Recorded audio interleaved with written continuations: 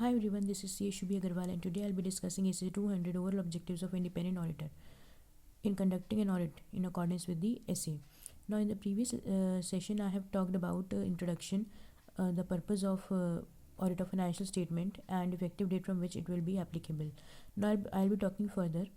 So what is the overall objective of independent auditor? The, in conducting audit of financial statement, the overall objectives of an auditor is to obtain reasonable assurance. Reasonable assurance is not an absolute level of assurance, but a reasonable assurance about whether the financial statement as a whole are free from material misstatement, whether due to fraud or error. The term to be noted here is material misstatement, whether due to fraud or error, thereby enabling the auditor to express an opinion on whether the financial statement as are prepared in all material respect in accordance with the applicable FRF. So, what is the overall objective? The overall objective is that the auditor shall obtain reasonable assurance about whether the financial statements that are prepared as a whole are free from material misstatement, whether due to fraud or error, thereby enabling the auditor to express an opinion on whether the financial statements are prepared in all material respect in accordance with the applicable FRF. To report on the financial statement and communicate as required in SA in accordance with the auditor's finding. So these are the overall objectives. In all the cases where reasonable assurance cannot be obtained or qualified opinion in auditor report is insufficient, auditor shall disclaim the opinion, withdraw from the engagement where withdrawal is legally permitted.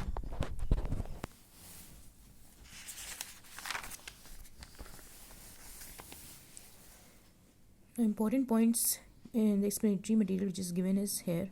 Paragraph A1 says, auditor opinion therefore does not assure, for example, the future viability of the entity, not the effectiveness and efficiency of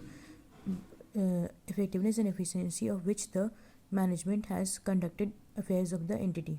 In some cases, applicable law and regulations may require auditor to provide opinions on other specific matters, such as effectiveness of internal control or consistency of separate management report with financial statement, which essays include requirement and guidance in relation to such matters to the extent that they are relevant to forming an opinion of financial statement. The auditor would be required to undertake further work if the auditor had additional responsibilities to provide such opinions. Now, other points. As part of the responsibilities for preparation and presentation of financial statement, and where appropriate, TCWG are responsible for identifying of applicable FRF in the context of the relevant law or regulation. So, identification of the applicable FRF is important. Then preparation and presentation of financial statement in accordance with the framework. So whatever is the framework, in accordance with that, whether the preparation of financial statement is done or not. An adequate description of the framework in financial statement. Whatever framework that is used, of that we have to provide an adequate description in the financial statement. Now, the preparation of financial statement require management to examine judgment in making the accounting estimates that are reasonable in circumstances. So, in preparation of financial statement requires management to exercise judgment in making accounting estimates that are reasonable in circumstances. The financial statements may be prepared in accordance with FRF designed to meet. Now, FRF designed to meet what?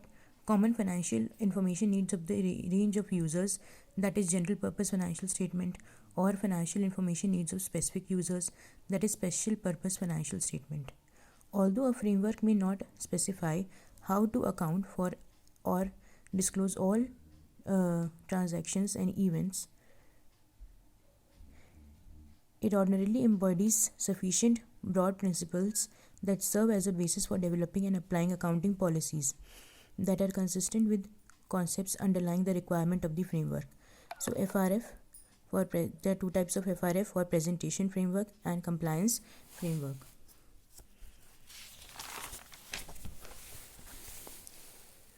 Because of the significance of the premise to conduct the audit, the auditor is required to obtain agreement from the management and, where appropriate, TCWG. Because of the significance of the premise To conduct audit, auditor is required to obtain agreement from management and where appropriate TCWG that they acknowledge and understand their responsibilities set out in the paragraph A2 as a precondition for accepting the audit engagement. Auditor is also required to obtain written representation about whether the management and those and where appropriate TCWG have fulfilled their responsibilities.